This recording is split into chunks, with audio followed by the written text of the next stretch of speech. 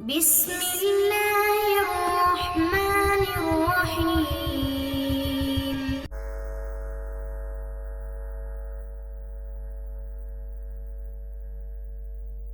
السلام عليكم ورحمة الله وبركاته. إن الحمد لله نحمده ونستعينه ونستغفره ونؤمن به ونتوكل عليه ونعوذ بالله من شرور أنفسنا ومن سيئات أعمالنا. من يهده الله فلا مضل له ومن يضلله فلا هادي له، ونشهد أن لا إله إلا الله وحده لا شريك له، وأشهد أن محمدا عبده ورسوله. يا أيها الذين آمنوا اتقوا الله حق تقاته ولا تموتن إلا وأنتم مسلمون. يا أيها الناس اتقوا ربكم الذي خلقكم من نفس واحدة وخلق منها زوجها وبث منهما رجالا كثيرا ونساء، واتقوا الله الذي تساءلون به والأرحام إن الله كان عليكم رقيبا. يا أيها الذين آمنوا اتقوا الله وقولوا قولا سديدا يصلح لكم أعمالكم ويغفر لكم ذنوبكم، ومن يطع الله ورسوله فقد فاز فوزا عظيما. أما بعد فإن خير الحديث كتاب الله، وخير الهدي هدي محمد صلى الله عليه وسلم، وشر الأمور محدثاتها وكل محدثة بدعة وكل بدعة ضلالة، الضلالة في النار. اللهم صل على محمد وعلى آل محمد كما صليت على إبراهيم وعلى آل إبراهيم إنك حميد مجيد. اللهم بارك على محمد وعلى آل محمد كما باركت على إبراهيم وعلى آل إبراهيم إنك حميد مجيد. ہر قسم کی حمد و ثنا اللہ رب العالمین کی ذات کے لیے ہے، جو اس کائنات کو بنانے والا ہے، چلانے والا ہے، وہی داتا، وہی قدوس، وہی غوث اعظم ہے، کوئی بھی اس کا شریک نہیں۔ انگن لا تعداد درود و سلام امام الانبیاء سید ولد آدم فخر کائنات رحمت للعالمین خاتم النبیین حضرت محمد رسول اللہ صلی اللہ علیہ وسلم کی ذات بابرکات کے لیے، رحمت و مغفرت کی دعائیں صحابہ کرام کے لیے، تابعین کے لیے، تبع تابعین کے لیے، محدثین کے لیے، اولیاء دین کے لیے، جنہوں نے اپنی زندگیاں اس دین اسلام کی نشر و اشاعت میں وقف کر دی، اللہ انہیں کروٹ کروٹ سکون نصیب فرمائے۔ ہر اس مسلمان کے اوپر رحمت نازل فرمائے جو توحید کی حالت میں اپنے رب سے جا ملا۔ حضرات گرامی قدر، یقیناً ہر آنے والا دور فتنوں کا دور ہے، فتنے بڑی تیزی کے ساتھ پھیلتے چلے جا رہے ہیں۔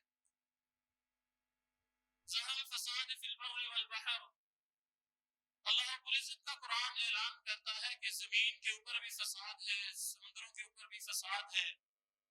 پھر اللہ رب العزت اس کی وجہ بھی بیان کرتے ہیں، یہ سارے کا سارا زمین اور سمندر کا فساد ہے انسان تیری اپنی کرتوتوں کی وجہ سے، تیرے اپنے گناہوں کی وجہ سے ہے، تیری اپنی بدعمالیوں کی وجہ سے۔ ما صاب من مصیبت فبما کسبت ایدیکم ویعفو عن کثیر،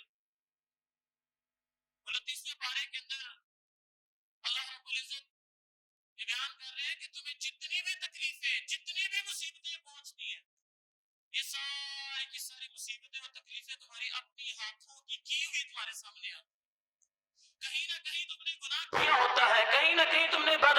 کی ہوتی ہے.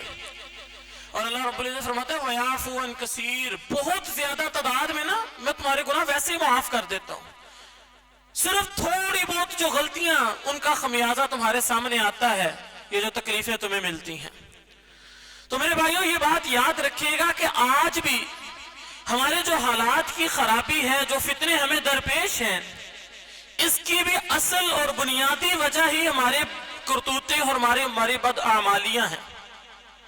یہ جو گناہ ہم سے سرزد ہو جاتے ہیں، جو ہم دین سے دستبرداری کا اظہار کرتے ہیں، اپنے آپ کو دستبردار کر لیتے ہیں، اصل میں یہی وجہ ہے فساد کی. اور یہ بات بھی یاد رکھیے گا، جب اللہ کے نبی صلی اللہ علیہ وسلم نے فرمایا جب کوئی قوم اللہ رب العزت کی ایک حد کو نافذ کرتی ہے نا، تو اللہ رب العزت اس قوم کو اتنا نوازتے ہیں کہ 40 دن کسی جگہ پر رحمت کی بارش برسے. تو وہ جگہ جس طرح سونا اگلتی ہے، کسی قوم کو 40 دن رحمت کی بارش سے فائدہ پہنچتا ہے، وہ ایک حد نافذ کرنے سے اللہ رب العزت اس قوم کو اتنا فائدہ پہنچاتے ہیں. ہمیں اپنے دماغوں کے اوپر، یہ چھوٹے چھوٹے دماغوں پہ زور ڈالنے کی ضرورت نہیں ہے.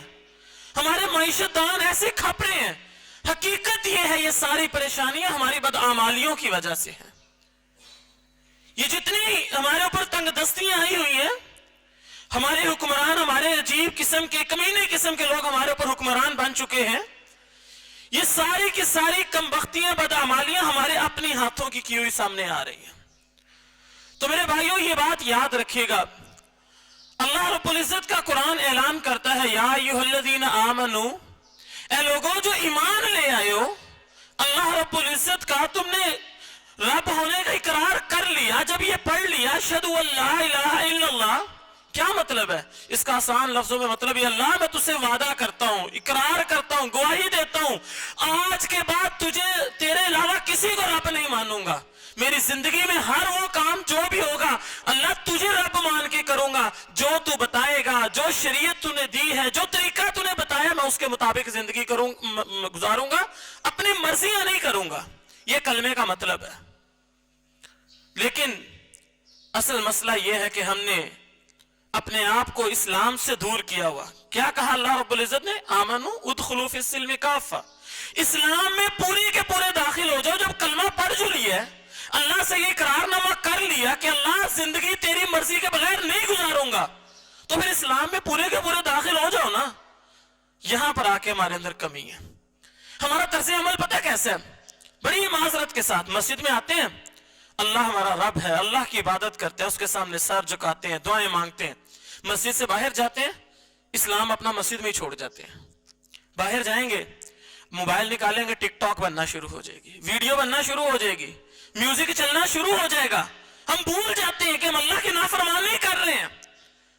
ہم باہر گھر میں جائیں گے، گھر میں ٹی وی آن کریں گے، مائیں بہنیں بیٹیاں بیٹھی ہوئی ہیں، فحاشی اریانی اور سب کچھ بھی چلے گا. ہم مذاق کے نام پر، شغل کے نام پر کبھی فنی موویاں دیکھیں گے، کبھی ڈرامے دیکھیں. نہیں یہ گندے ڈرامے نہیں ہیں، فیملی ڈرامے ہیں. اور پھر فیملی ڈرامے بھی ہوئے، اور کبھی کوئی ڈرامہ اچھا بھی ہوا. ڈرامہ ہی ہوتا ہے، گناہ ہی ہوتا ہے. بے پردگی سب سے پہلے نمبر پہ، میوزک بھی اس کے اندر کتنی گناہ اور برائیاں اکٹھی ہو کر ایک ڈرامہ بنتا ہے، اور ہم لوگ مزاح کے نام پر اپنے آپ کو اس میں ملوث کرتے چلے جاتے ہیں. تب ہمیں یاد نہیں آتا کہ ہم نے تو کلمہ پڑھا تھا، ہم نے تو اللہ سے اقرار کیا تھا اللہ تیری مرضی کے بغیر کچھ نہیں کروں گا. تو گھر میں گئے تب بھی اسلام کو بھول گئے. بیوی بچوں کو لے کے باہر جانے کا موڈ بنا، چلو اور چلتے ہیں، پارک چلتے ہیں، یا کہ پھرنے چلتے ہیں، یا کسی کے ہاں جانا ہے. اب ہمیں خیال آتا نہیں جی یہ ہماری بہنیں بیٹیاں پردہ کریں، یہ تو بڑا پرانا خیال ہے، دقیانوسی خیال ہے، ماڈرن دور ہے یار، ایسے نہیں ہے. آنکھوں میں پردہ ہوتا ہے، بڑے بہانے اور تعویلیں پیش کریں گے اور اپنی ماں بہن کو پردہ بھی نہیں کروائیں گے. بے حیائی بھی عروج پر آئے گی. حالانکہ ہر چیز کا گناہ اللہ کے نبی صلی اللہ علیہ وسلم نے نہیں فرمایا. نہیں سنا آپ نے کہ موسیقی سننے والے کے کان میں سیسا پگلا کر ڈالا جائے گا؟ حضرت عائشہ رضی اللہ تعالیٰ عنہ فرمایا کرتی تھی جب بے حیائی عروج پر ہوگی اللہ زلزلوں کو بھیج دے گا. یہ بے ٹائمی بارش، یہ کمینے لوگوں کا حکمران بن جانا، یہ وسائل کی تنگی کا ہونا، ہر طرف پریشانی ہی پریشانی، یہ کیا ہے؟ یہ ہماری اپنے دین سے دستبرداری ہے. چہرے کی باری آتی ہے، نہیں یار کی کریے، ٹھیک ہے بس دفتر میں جانا ہوتا ہے نا، ادھر کسی نے بھی نہیں داڑھی رکھی ہوئی، اچھا نہیں لگتا، سارے لوگ بڑی عجیب سی اوکورڈ نظروں سے مجھے دیکھتے ہیں. داڑھی بھی کٹوا دیتے. ہمیں یہ بھول جاتا ہے کل قیامت کا دن ہوگا, اللہ کے نبی کے پاس جائیں گے, اگر چہرے پر داڑھی نہ ہوئی تو اللہ کے نبی صلی اللہ علیہ وسلم کے سامنے جب کلین شیو لوگ آئے تھے, اللہ کے نبی نے تو منہ پھیر لیا تھا, ان سے سلام بھی نہیں لی تھی. تو اگر حوض کوثر پہ منہ پھیر لیا تو کیا بنے گا؟ ہم بھول جاتے ہیں. لباس کی باری آتی ہے اور نہیں جی کیا کریں, وہ کپڑا ٹخنوں سے نیچے, ہم تکبر کی وجہ سے نہیں کرتے. ان کو حدیث سناؤ, ابو داؤد کے اندر حدیث ہے کپڑا ٹخنوں سے نیچے کرنا تکبر کی علامت. اور نہیں مولوی صاحب ایسی بات نہیں ہے, ہم اپنے آپ کو خود دین سے دستبردار کر رہے ہیں, کوئی زبردستی ہم سے دین سے دور چھین نہیں رہا. ہم اپنے نفس کی پرستی کرتے ہوئے اپنے آپ کو دین سے دور کر رہے ہیں. اللہ رب العزت نے ڈیمانڈ کی تھی ادخلوا فی السلم کافہ, اسلام میں پورے داخل ہو جاؤ. لیکن ہم جو کاروبار میں جاتے ہیں کہتے ہیں سودی کاروبار نہیں کرنا, سودی لین دین نہیں کرنا. اور یار کی کریے مولوی صاحب تسی ہر ویلے کیوں جی گلاں کردے ہو؟ وہ کاروبار اب بل جمع نہیں کروانے جاتے آپ بل جمع کرواتے, بینک میں نہیں ہوتا, بینک کا کاروبار سودی کیوں بل جمع کرواتے ہو؟ توڑوا دو بجلی. بڑے بڑے بہانے مارتے ہیں, اور جی اگر ہم یہ نہ کریں تو کاروبار کر ہی نہیں سکتے, پھر بیٹھ جو اللہ اللہ کری جو مسجد سے بیٹھ کے. بڑے بہانے اور بڑی تعویلیں, اللہ کی قسم یہ سارے کے سارے شیطانی خیالات اور تعویلات ہیں. اللہ کی قسم کھا کے کہتا ہوں کامیابی اسی صورت میں ادخلوا فی السلم کافہ, اسلام میں پورے داخل ہو جاؤ.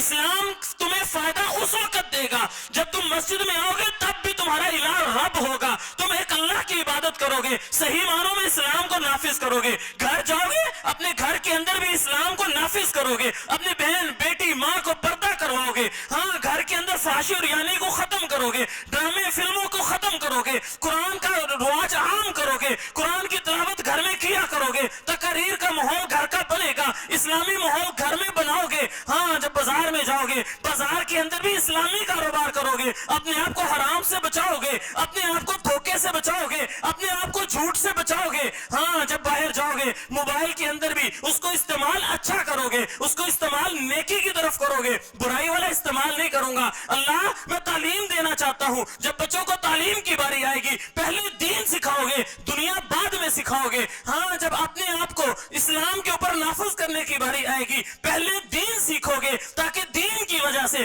میں اپنے آپ کو فتنوں سے بچا سکوں, بعد میں دنیا سیکھیں گے. اللہ کی قسم جب تمہارے کپڑوں میں, تمہارے لباس میں, تمہارے منہ پہ, تمہارے گھر میں, تمہاری مسجد میں, تمہارے بازار میں, تمہارے ہر جگہ پہ شریعت کے ہر حکم کو نافذ ہوتا ہوا دیکھے گا اللہ, یقین کریں خوشی غمی بھی ہوگی, شادی بیاہ بھی ہوں گے, غمیاں بھی ہوں گی, فوتگیاں بھی ہوں گی, لیکن نہ صبر کا دامن ہاتھ سے چھوڑا جائے گا, نہ خوشی غمی کے اندر اللہ کو ناراض کیا جائے گا. اللہ کی قسم کھا کے کہتا ہوں تب یہ اسلام تمہیں بہت فائدے پہنچائے گا. اس اسلام کے اندر کتنی طاقت ہے. وہ بدو قوم اس دور میں بھی, اللہ کے نبی کے دور میں بھی کیسر و کسرا کی بڑی بڑی سلطنتیں تھیں, لیکن یہ مکے کے لوگ بڑے بدو لوگ تھے. اللہ کی قسم ان کو اخلاق کا, تہذیب کا کچھ پتہ نہیں تھا. یہ قرآن جب ان کو ملا نا, یہ دین اسلام جب ملا, اسلام کے اندر جب وہ داخل ہو گئے تو دنیا کو تہذیب سکھانے والے بن گئے, معمار وطن بن گئے, پوری دنیا کو تعمیر کرنے والے بن گئے. وہ واقعہ یاد ہوگا, حضرت عمر رضی اللہ تعالیٰ عنہ جب جا رہے تھے بیت المقدس میں تو ان کے غلام نے کہا کہ امیر المومنین یہ آپ نے کیا حلیہ بنا رکھا, پھٹے پرانے کپڑے, آپ نے مہار خود پکڑی ہوئی ہے, غلام کو اونٹ پہ بٹھایا ہوا, جانور پہ, گھوڑے پہ بٹھایا ہوا ہے, یہ آپ نے کیا کیا؟ اب پوری دنیا کے جو بڑی بڑی سلطنتوں کے بادشاہ نا وہ آپ کو دیکھنے کے لیے آئے ہوئے ہیں. تو کہنے لگے کیا ہو گیا میرے کمانڈر, میں وہ عمر ہوں جو سارا دن گرمی کے اندر, سردی کے اندر, موسم کی سختیوں کے اندر اونٹ چلایا کرتا تھا. جب گھر آتا تھا میرا باپ مجھے مارتا تھا کہ عمر تجھے اونٹ نہیں چلانے آتے. اس اسلام کی وجہ سے آج اللہ نے مجھے اتنی عزتیں عطا کی, میں آج ان لوگوں کی خاطر اسلام کو چھوڑ دوں. اللہ کی قسم اسلام کو تھام لو, اسلام کو اپنے اندر نافذ کر لو, اسلام تمہیں بڑی ترقیاں دے گا. ورنہ حالات ہمارے سامنے ہیں. یہ بات ذہن میں رکھیے گا میرے بھائیوں, اسلام ایک مکمل دین ہے, اسلام ایک مکمل ضابطہ حیات ہے. یہ ہمیں صرف عبادات کا طریقہ نہیں سکھاتا, یہ صرف کاروبار کا طریقہ نہیں سکھاتا. اللہ کی قسم یہ ہمیں کیسے رہنا ہے یہ بھی سکھاتا ہے, ہمیں گھر کو کیسے سنبھالنا ہے یہ بھی سکھاتا ہے, ہم نے خاندان کیسے مضبوط کرنا ہے یہ بھی سکھاتا ہے, ہمیں سیاست بھی سکھاتا ہے, ہمیں معیشت بھی سکھاتا ہے. ہماری زندگی کے ہر عمل میں, ہر عمل میں ہماری یہ رہنمائی کرتا ہے. اور اسی لیے تو اللہ کے نبی صلی اللہ علیہ وسلم صحابہ اکرام کو چھوٹی چھوٹی باتیں سمجھایا کرتے تھے.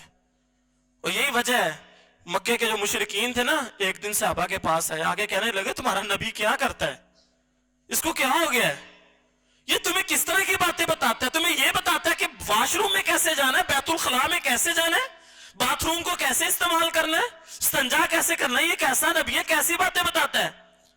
کیوں؟ اللہ کے نبی صلی اللہ علیہ وسلم کا طرز عمل یہ تھا. حدیث میں آتا ہے کہ اللہ کے نبی صلی اللہ علیہ وسلم نے جب قضائے حاجت پہ جانا ہوتا تھا نا, بڑی دور چل کے جایا کرتے تھے. حدیث میں آتا ہے اتنی دور چلے جاتے تھے کہ وہاں تک نظریں نہیں پہنچ سکتی, دور چل جاتے. دور جا کر بھی پھر ایسے نہیں بیٹھ جاتے کہ مجھے کون سا کوئی دیکھ رہا, نہیں, دور جا کر بھی کسی درخت کی اوٹ لیتے, یا کسی پتھر کی, یا کسی دیوار کی, کسی چیز کی اوٹ لے کر چھپ کر بیٹھتے تاکہ مجھے کوئی دیکھ نہ لے. اور پھر صرف بیٹھتے نہیں بلکہ پھر طریقہ بھی بتایا کہ بیٹھنا کیسے ہے, نہ منہ کعبے کی طرف کرنی, نہ پشت کعبے کی طرف کرنی ہے. اور پھر بیٹھنے سے پہلے یہ بھی بتایا کہ جب بیٹھنا نا تو برہنہ ہونے سے پہلے, کپڑے اتارنے سے پہلے اللہ سے یہ دعا کرنی ہے, بسم اللہ اللہم انی اعوذ بک من الخبث والخبائث, اللہ میں تجھ سے پناہ مانگتا ہوں خبیث جنوں سے, خبیث جننیوں سے, مجھے اللہ ان کے شر سے محفوظ رکھی. کیوں؟ ابھی آپ برہنہ ہوں گے, ناپاکی کی حالت میں آئیں گے, تو یہ موقع شیطان جنوں کے لیے بڑا ہی پرفیکٹ موقع ہوتا ہے حملہ کرنے کا. ناپاکی بھی ہے, برہنہ بھی ہے, شیطان جن جنہیں نقصان پہنچا سکتے ہیں. تو پہلے اللہ سے دعا مانگ لی, اللہ میں اپنے آپ کو تیری پناہ میں لیتا ہوں, اللہ مجھے پناہ دے دے, اللہ مجھے بچا لے ان شیطان جنوں جننیوں سے. پھر بیٹھ گئے.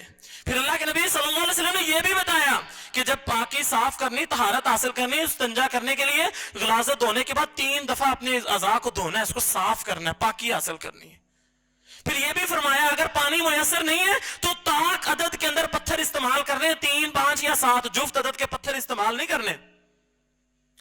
اور پھر اس کے بعد جب اٹھ کے دعا کرنی ہے, غفرانک غفرانک غفرانک, اللہ میں تجھ سے معافی مانگتا ہوں, اللہ یہ کچھ لمحے میں تیری یاد سے غافل رہا, اگرچہ مجبوری تھی, برہنگی کی حالت میں تجھے نہیں پکار سکتا تھا, تیرے ادب کا تقاضا تھا, اللہ میں تجھ سے پھر بھی معافی مانگتا ہوں, اللہ میں کچھ لمحے تجھ سے غافل رہا, اللہ مجھے معاف کر دے. الحمدللہ الذی اذهب عنی الاذی وعافانی, اللہ تو نے مجھ سے اس بیماری کو دور کر دیا, یہ قضائے حاجت نہ آئے. یقین کرو انسان بڑا بیمار ہو جاتا ہے, معدے سے بیماریاں اٹھتی ہیں, اللہ تیرا شکر ہے تو نے اس بیماری کو مجھ سے دور کیا, وعافانی, اور مجھے تو نے صحت دی.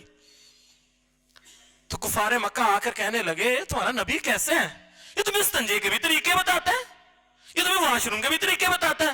تو اللہ کے نبی صلی اللہ علیہ وسلم کے صحابہ خوش ہوتے تھے, آگے سے کہتے تھے اللہ تیرا شکر ہے کہ تو نے ہمیں ایسا نبی دیا جو ہماری ہر معاملے میں ہماری رہنمائی کرتا ہے. کیوں؟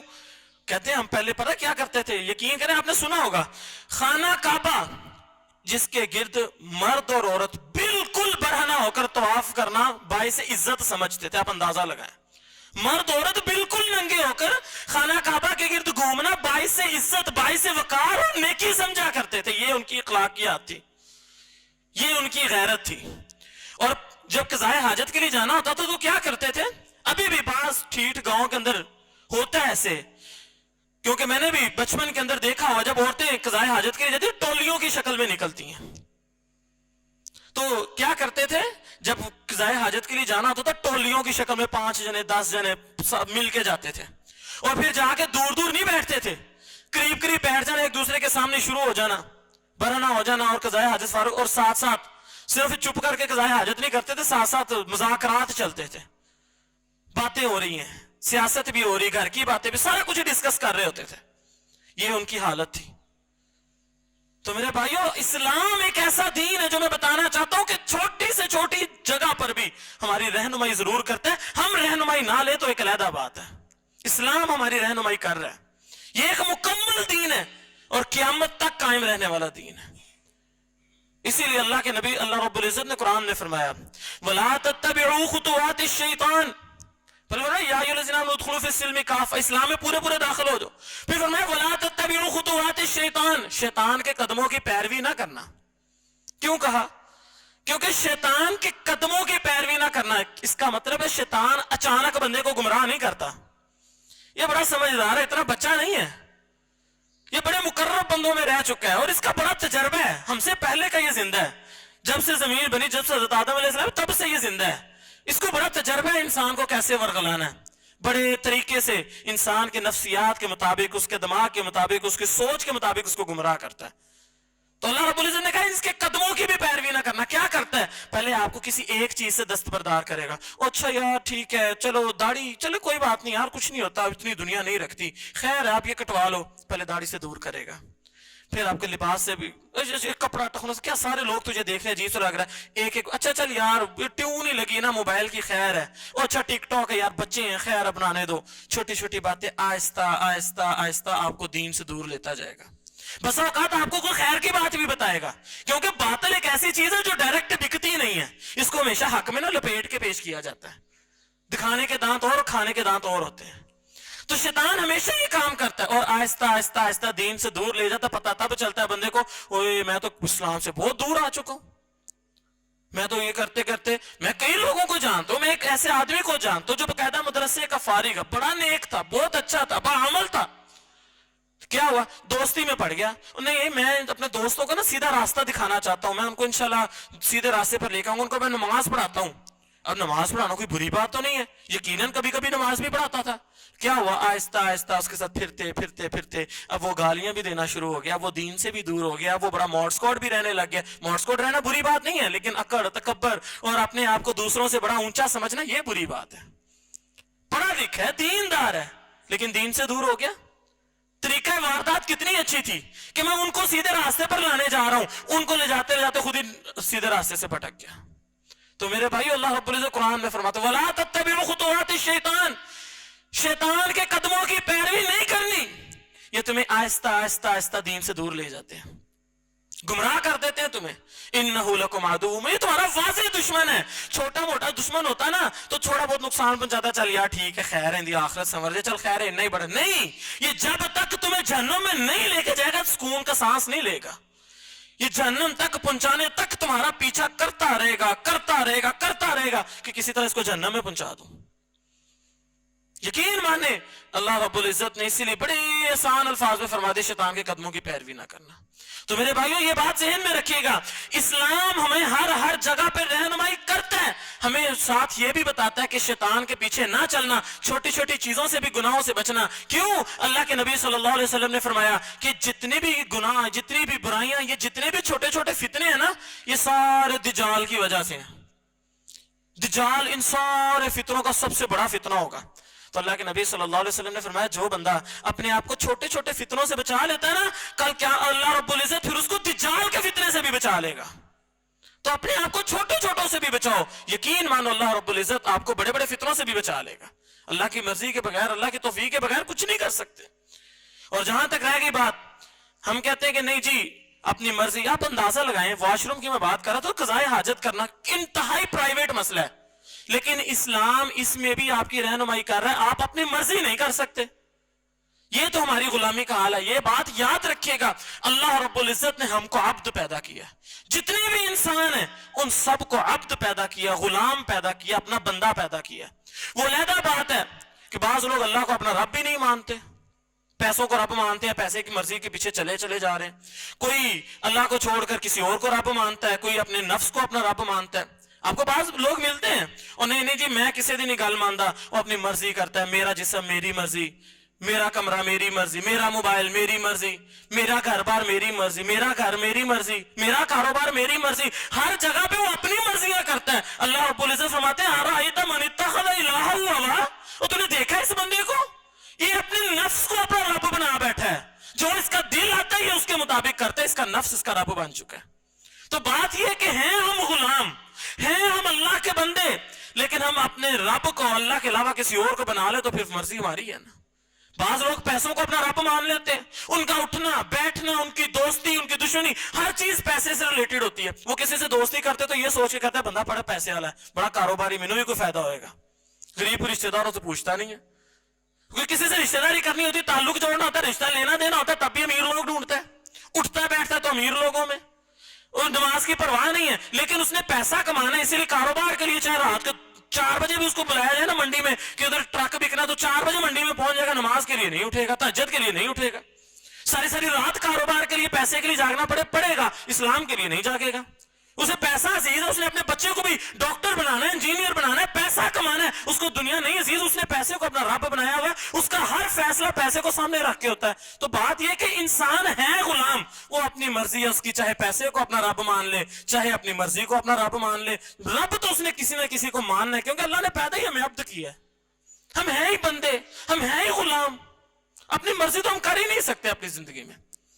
تو میرے بھائیو یہ بات یاد رکھے گا, انسان کبھی بھی اپنی مرضی نہیں کر سکتا, وہ کہیں نہ کہیں کسی نہ کسی کو رب مان کے اس کے مطابق فیصلہ کر رہا ہوتا ہے. تو کامیابی کس میں ہے؟ تو میرے بھائیو یہ بات یاد رکھیے گا, کامیابی اس بات میں کہ ہم پورے کے پورے اسلام میں داخل ہو جائیں. ہمارا ہر لمحہ, ہمارا ہر عمل امتحان ہے. کوئی بھی عمل ضائع نہیں جاتا. ہر عمل یا تو جنت کے قریب کر رہا ہوتا ہے یا جہنم کے قریب کر رہا ہوتا ہے. دیکھیں نا, اللہ کے نبی صلی اللہ علیہ وسلم فرماتے ہیں قیامت کا دن ہوگا, اللہ رب العزت بندے کو کہیں گے میں تیرے پاس آیا تھا, مجھے بھوک لگی ہوئی تھی, بھوکا تھا میں نے تجھ سے روٹی مانگی, تو نے مجھے روٹی نہیں کھلائی, تو نے میری بھوک کو نہیں مٹایا.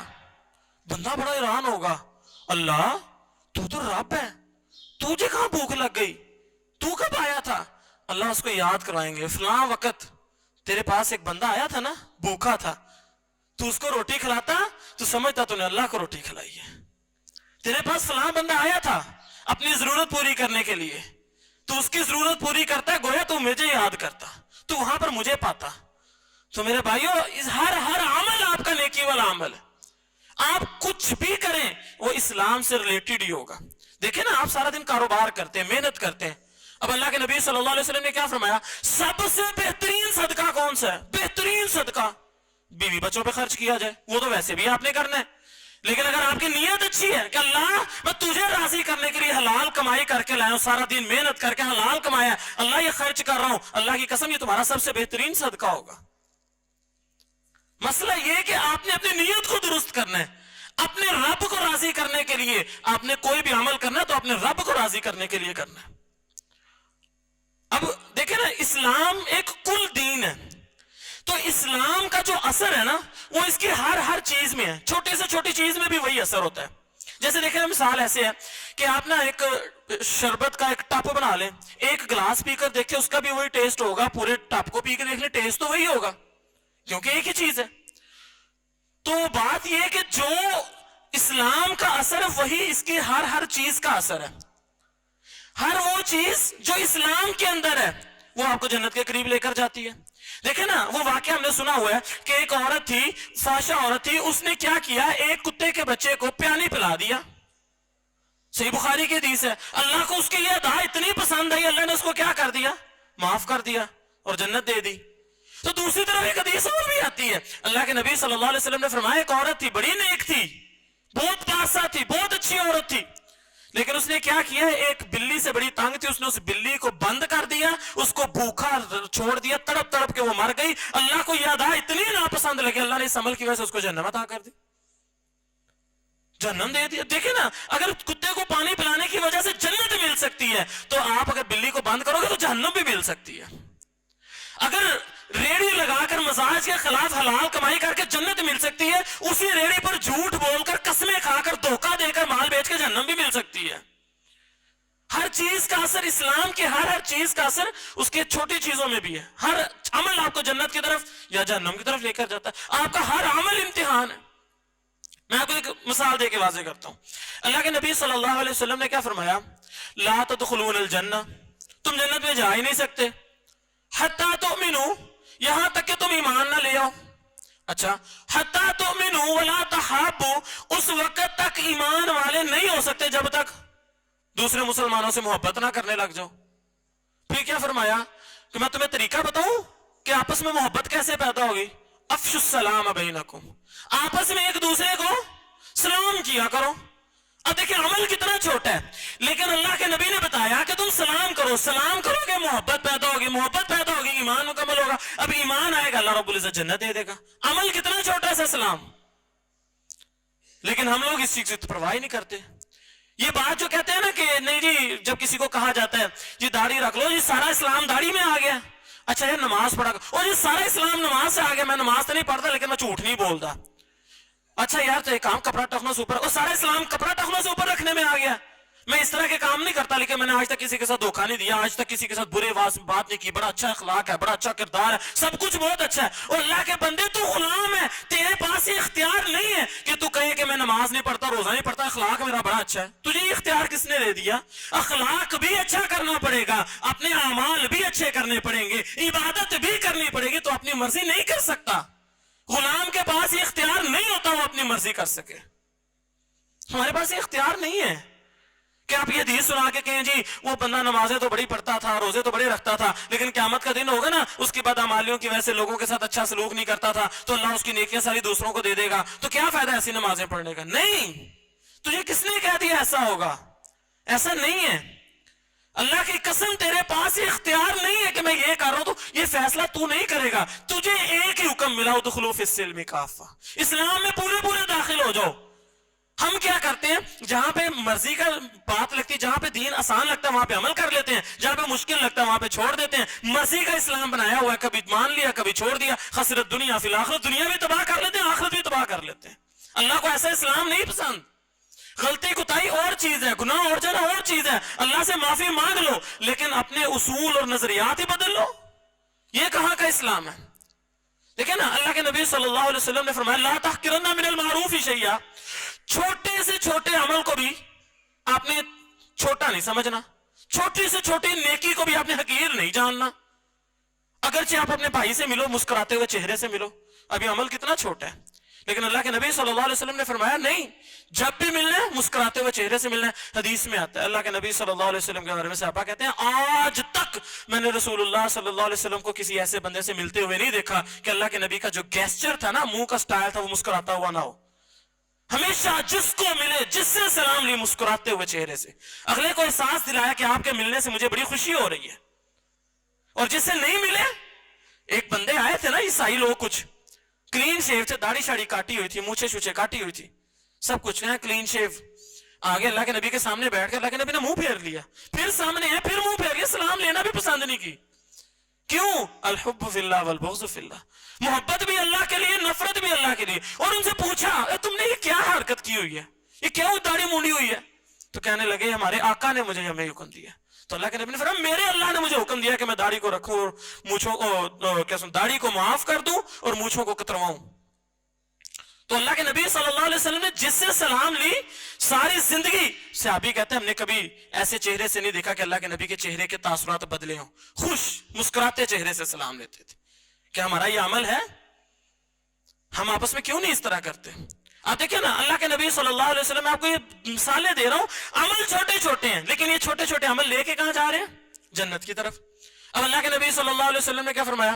من کان یؤمن باللہ والیوم الآخر، جو اللہ پر ایمان رکھتا ہے اور یوم آخرت پر ایمان رکھتا ہے، فلیکرم ضیفہ، اسے کیا چاہیے کہ وہ مہمان کی عزت کرے.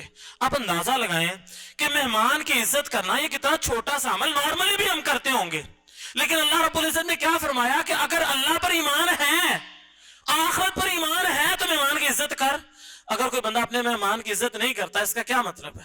اس کا اللہ اس کی آخرت کے اوپر صحیح معنوں میں ایمان نہیں ہے. عمل چھوٹا سا ہے لیکن اس سے کیا مکمل ہو رہا ہے؟ اللہ اس کے اوپر ایمان. مطلب بتانا میں یہ چاہتا ہوں عمل چھوٹے چھوٹے ہیں لیکن ان کے اوپر انحصار بڑے بڑے عمل کا ہے. تو بات یہ قول یہ اپنے ذہن میں بٹھا لیجئے، جو چیز دین کے اندر ہے نا، سارے کا سارا دین اس چیز کے اندر ہے. جو چیز دین کے اندر ہے، سارا دین اس چیز کے اندر ہے. صاف طور پر ہم کسی کو کہتے ہیں نا داڑھی رکھ لو، سارا اسلام داڑھی میں. ہاں ہو سکتا ہے اللہ تجھے داڑھی رکھنے کی وجہ سے جنت دے دے. اگر کتے کو پانی پلانے کی وجہ سے جنت دے سکتا، تجھے داڑھی رکھنے کی وجہ سے نہیں دے سکتا. اگر کوئی کہتا ہے کپڑا ٹخنوں سے اوپر رکھو، نہیں جی سارا اسلام اس میں آ گیا. ہاں آ گیا اسلام. ہو سکتا ہے اللہ تجھے کپڑا ٹخنوں سے اوپر رکھنے کی وجہ سے جنت عطا کر دے. ہو سکتا ہے اللہ تجھے نماز پڑھنے کی وجہ سے جنت دے دے. ہو سکتا ہے اللہ تجھے روزے کی وجہ سے جنت دے دے. ہو سکتا ہے اللہ تجھے کسی اچھے اخلاق کی وجہ سے جنت دے دے.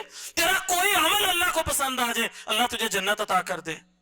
ہمیں اپنی مرضی کا اختیار نہیں. اور اگر دیکھیں نا اللہ کے نبی صلی اللہ علیہ وسلم نے کیا فرمایا، بندہ کبھی کبھی نا بات کرتا ہے ایسے ہی، عام سی بات ہوتی ہے، منہ سے کلمہ نکال دیتا ہے، اس کو پرواہ بھی نہیں ہوتی، ہوتا بڑا نیک ہے، اتنا نیک کہ اللہ کے نبی صلی اللہ علیہ وسلم فرمایا اپنے عمل کی وجہ سے وہ جنت میں پہنچ چکا ہوتا ہے ایک حساب سے، بالکل جنت کے دروازے پہ پہنچ گیا، لیکن اس نے ایک ایسی بات کر دی جس کی اس کو پرواہ بھی نہیں تھی، انجانے میں کر دی۔ اللہ رب العزت کو وہ کلمہ اتنا ناپسند ہوا، اتنا برا لگا، اللہ رب العزت نے اس کلمے کی وجہ سے اس سے ناراض ہو کر اس کو جہنم کے اندر پھینک دیا، ایک کلمے کی وجہ سے، بندے کو اس کی پرواہ بھی نہیں۔ اور پھر اللہ کے نبی صلی اللہ علیہ وسلم فرمایا ایسا بھی ہوتا ہے، بعض بندے اپنی بدعمالیوں کی وجہ سے جہنم کا بالن بن چکے ہوتے ہیں، جہنم کے بالکل گھڑے کے کنارے پہنچ گئے، ایک بات ایسے کرتے ہیں، انہیں پتہ بھی نہیں ہوتا، ان کی نظر میں بات بھی چھوٹی سی ہوتی ہے، اللہ کو وہ عمل، وہ بات، وہ کلمہ اتنا پسند آتا ہے، اللہ اس کلمے کی وجہ سے ان کو جنت عطا کر دیتے ہیں۔ تو میرے بھائیو، ہم غلام ہیں، ہمارا چھوٹے سے چھوٹا عمل ہمیں جنت کی طرف بھی لے جا سکتا ہے، عمل کوئی برا عمل جہنم کی طرف بھی لے جا سکتا ہے، اسی لیے ہمارے پاس یہ اختیار نہیں ہے ہم یہ کہیں یہ کرنا ہے یہ نہیں کرنا، یہ ایسے ہے یہ ایسے، یہ چھوٹا ہے یہ بڑا، نہیں۔ ادخلوا فی السلم کافہ، اسلام میں پورے داخل ہو جاؤ۔ ہاں ایک گنجائش اللہ رب العزت نے دی ہے، لا یکلف اللہ نفسا الا وسعها، ہاں اگر تمہارے پاس وسعت نہیں ہے، تمہارے پاس کسی چیز کی استطاعت نہیں ہے، تو پھر تم گنجائش ہے اس معاملے میں، تمہیں اتنی کو بخشش ہو سکتی ہے۔ مثال کے طور پہ تمہارا کوئی جنون عذر ہے، تم بیمار ہو، مسجد نہیں پہنچ سکتے، نہیں نماز مسجد میں پہنچ کے پڑھ سکتے، اب گھر میں پڑھ لو، کیونکہ بیمار جو ہے قابل شرعی عذر ہے، قابل قبول عذر ہے، تو ایسا عذر قبول ہو جائے گا۔ لا یکلف اللہ نفسا الا وسعها، انسان کی استطاعت سے بڑھ کر اللہ کسی پر بوجھ نہیں ڈالتا، لیکن ڈیمانڈ یہی ہے ادخلوا فی السلم کافہ، اسلام میں پورے داخل ہو جاؤ، جو کر سکتے ہو کرو۔ اب کرنا کیا ہے، ہمیں زندگی کیسے گزارنی ہے؟ تو میرے بھائیو، ہمارا طرز عمل، امام ابن قیم کا یہ قول ذہن میں رکھیے گا۔ امام ابن قیم نے کہا جب کوئی بندہ نیکی کرتا ہے نا، کلمہ پڑھ لیتا ہے، اپنے آپ کو صراط مستقیم پہ چلا لیتا ہے، اپنے عقیدے کو، اپنے منہج کو ٹھیک کر لیتا ہے، تو وہ نا اصل میں جنت کی طرف چل پڑتا ہے، اس کی زندگی کا جو سفر ہے نا، وہ اس کو آہستہ آہستہ جنت کے قریب کر رہا ہے۔ تو امام ابن قیم کہتے ہیں اس کی مثال نا ایک پرندے کی طرح ہے۔ پرندے میں تین ہی چیزیں ہوتی ہیں، منہ، داڑھی اور دو پر ہوتے ہیں۔ تو کہنے لگے کہ امام ابن قیم کا جو منہ ہے نا، یہ محبت ہے، آپ سمجھ لیں یہ اللہ کی محبت ہے، کوئی بھی عمل وہ کرے گا تو اللہ کی محبت میں کرے گا تو فائدہ، ورنہ فائدہ نہیں ہے۔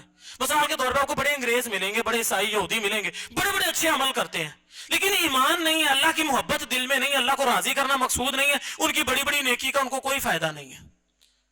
مقصد دل میں ہوگا، نیت دل میں ہوگی، اللہ یہ چھوٹا سا عمل ہے اللہ تجھے راضی کرنے کے لیے، اللہ یہ بڑا سا عمل اللہ یہ بھی تجھے راضی کرنے، اللہ میرا زندہ رہنا بھی تیرے لیے، اللہ مرنا تیرے لیے، اللہ ہر نیکی تیرے لیے، یہ محبت ہوگی تو آپ کے عمل قابل قبول ہوں گے۔ تو یہ منہ داڑھ ہے۔ پھر امام ابن قیم کہتے ہیں جو پرندے کے دو پر ہوتے ہیں نا، ایک پر خوف کا اور ایک پر امید کا۔ اب پرندہ خوف اور امید کے درمیان میں چل رہا ہے۔ اللہ کے نبی صلی اللہ علیہ وسلم نے اللہ تعالیٰ نے قرآن میں بھی فرمایا نا، تتجافى جنوبهم عن المضاجع يدعون ربهم خوفا وطمعا، کہ مومن آدمی جو ہوتے ہیں نا، وہ ہمیشہ خوف اور طمع کے درمیان میں رہتے ہیں، خوف اور امید کے درمیان میں۔ جیسے ہی کوئی نیکی کرنے لگتے ہیں، چھوٹی سے چھوٹی نیکی ہو، ان کے دل میں فوراً خیال آتا ہے اللہ یہ عمل تیرے لیے، اللہ مجھ سے راضی ہو جا، اللہ مجھ سے خوش ہو جا، اللہ یہ میں صرف تجھے راضی کرنے کے لیے کر رہا ہوں۔ اور جیسے ہی کوئی گناہ ہونے لگے، اگرچہ وہ چھوٹے سے چھوٹا کیوں نہ ہو، فوراً ڈر جاتے ہیں، اللہ مجھے ڈر آ گیا تیرے خوف سے۔ اللہ رب العزت، اللہ کے نبی صلی اللہ علیہ وسلم نے فرمایا ایک مومن کی مثال ایسی ہے، وہ چھوٹا سا بھی اس سے گناہ سرزد ہو جائے نا تو اسے ایسے فیل ہونے لگ جاتا ہے، ایسے لگتا ہے جیسے میں کسی پہاڑ کے نیچے بیٹھا ہوں اور یہ پہاڑ میرے اوپر گرنے والا ہے، اس طرح اللہ سے ڈرنے لگ جاتا ہے، فوراً اللہ سے معافیاں مانگتا ہے۔ اور جو انسان بدبخت ہوتا ہے، برے کام کر کر کے بری حالت ہو چکی ہوتی، دل زنگ آلود ہو چکے تھے، وہ بڑے گناہ بھی کرتا ہے، اس کے لیے گناہ کی مثال ایسی ناک میں مکھی بیٹھی اس نے اڑا دی، بس پرواہ ہی کوئی نہیں۔ تو انسان ہمیشہ خوف اور لالچ کے درمیان میں رہ کے اللہ کو پکارتا ہے۔ اگر خوف ختم ہو جائے تب بھی عمل کسی قابل قبول نہیں، اگر امید جنت کی ختم ہو جائے تب بھی کسی قبول نہیں۔ حضرت عمر رضی اللہ تعالیٰ عنہ کہا کرتے تھے کہ اللہ سے جب خوف آئے، ڈر آئے، اتنا زیادہ ڈر آئے، اللہ قیامت والے دن نا اگر 100,000 بندوں میں سے 999 بندوں نے جنت میں جانا ہو، ایک نے جہنم میں جانا، تو اللہ سے اتنا ڈرو اللہ کہ وہ میں ہی نہ ہوں، اتنا ڈرو اللہ سے۔ اور جب کوئی نیکی کرنے لگو، چھوٹی سے چھوٹی نیکی کیوں نہ ہو، تو اللہ سے اتنی پکی امید رکھو، اللہ قیامت والے دن جب 9,000 بندوں میں سے جو کیا اس کا نام، اگر قیامت والے دن 999 نے جہنم میں جانا ہو، ایک نے جنت میں جانا ہو نا، تو اللہ سے اتنی پکی امید رکھو اللہ وہ جو ایک بندہ جنت میں جانا ہے وہ میں ہوں، اتنی اللہ سے پکی امید رکھو. تو ایمان مومن کا خوف اور طمع کے درمیان ہوتا ہے. اس کی عبادت خوف اور امید کے درمیان رہتی ہے ہمیشہ. گناہ کرتے وقت فوراً اللہ سے ڈرتا ہے اور نیکی کرتے وقت فوراً اللہ سے امیدیں لگا لیتا ہے. تو امام ابن قیم کہتے ہیں اس کی مثال ایک پرندے کی طرح ہے. پرندہ اڑ رہا ہے, ایک پر اس کا خوف والا ہے, ایک پر اس کا اللہ سے امید والا ہے. اگر اس کا ایک پر بھی کاٹ دیا جائے وہ پرندہ اڑ نہیں سکتا. دونوں کاٹ دیں گے پھر بھی نہیں اڑ سکتا. تو اسی طرح پرندہ اسی صورت میں قائم دائم رہے گا جب تک اس کے دونوں پر صحیح رہیں گے. تو انسان بھی نیکی کے راستے پر اسی وقت چلتا رہے گا, اس کی عبادات بھی قابل قبول اسی وقت ہوں گی جب تک وہ خوف اور امید کے درمیان میں رہ کے اپنے اللہ کو پکارتا رہے گا. اللہ رب العزت سے دعا ہے وہ ہماری نیت کو درست کرنے کی توفیق عطا فرمائے, ہمیں اخلاص عطا فرمائے. ہم دنیا کا کوئی بھی عمل کرنے لگے, اللہ تیری خوف اور امید کے درمیان میں رہ کے اس کو کریں. اللہ کوئی نیکی کرنے لگے, اللہ فوراً اپنی امید دلا دینا, جنت کی امید دلا دینا. اور اللہ اگر کبھی کوئی گناہ سرزد ہونے لگے فوراً ہمارے دلوں کے اندر اپنا خوف طاری کر دینا. اللہ رب العزت سے دعا ہے وہ ہمیں صحیح معنوں میں اسلام کے اندر پورے کا پورا داخل ہونے کی توفیق عطا فرمائے. وآخر دعوانا الحمدللہ رب العالمین.